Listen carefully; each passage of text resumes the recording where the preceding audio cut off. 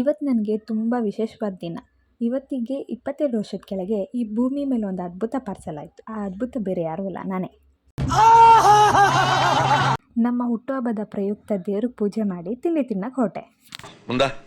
ಇವಾಗ gift opening ಕಾರ್ಯಕ್ರಮ.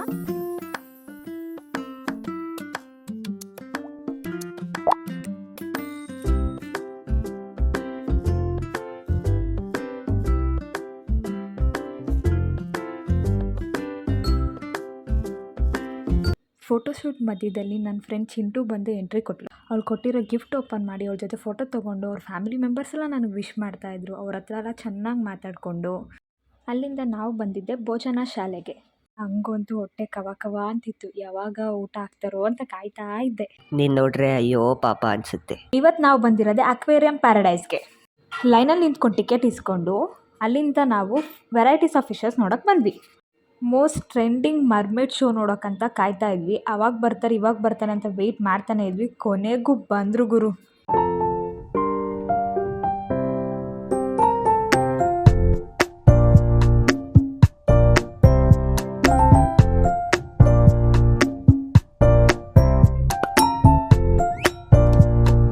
ನಾವಂತೂ ಆ 3 ಮರ್ಮೇಡಿಗೆ ಫ್ಯಾನ್ ಆಗಿಬಿಟ್ಟಿದ್ವಿ. ಅವ್ರ ಡೆಡಿಕೇಶನ್ಗೆ ಹ್ಯಾಟ್ಸ್ ಆಫ್. ನಮ್ಮ ಹುಟ್ಟುಹಬ್ಬದ ಸೆಲೆಬ್ರೇಷನ್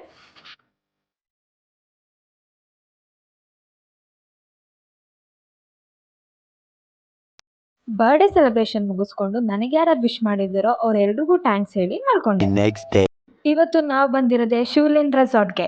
ತಿಂಡಿ ಮುಗಿಸ್ಕೊಂಡು ನಮ್ಮ ರೇಂಜಲ್ಲಿರೋ ಗೇಮ್ಸ್ ಎಲ್ಲ ಆಡ್ಕೊಂಡು ಹಾಗೆ ರೀಲ್ಸು ಫೋಟೋಸ್ ಎಲ್ಲ ತಗೊಳ್ಳೋ ಅಷ್ಟಲ್ಲೇ ಮಧ್ಯಾಹ್ನ ಆಗ್ಬಿಟ್ಟಿತ್ತು. ಚೆನ್ನಾಗಿ ನಾನ್ ವೆಜ್ ತಿನ್ಕೊಂಡು ಸ್ವಿಮ್ಮಿಂಗ್ ಪೂಲಿಗೆ ಹಾರಿದ್ದೆ.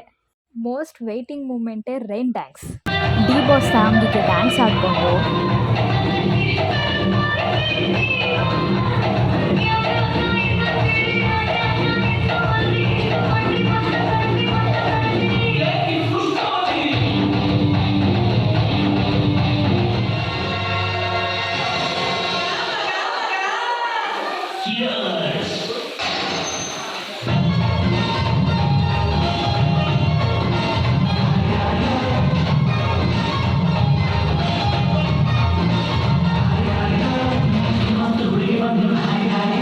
ಇವತ್ತು ನಮ್ಮ ಕೇಳಿಸ್ಕೊಂಡು ಡ್ಯಾನ್ಸ್ ಆಡಿದ್ದು ನೋಡಿ ಯಾವ ಹೀರೋ ಮೈಮೇಲೆ ಬಂದು ನಮ್ಮ ಮಾತ್ರ ಡೌಟ್ ಆಗೋಯ್ತು.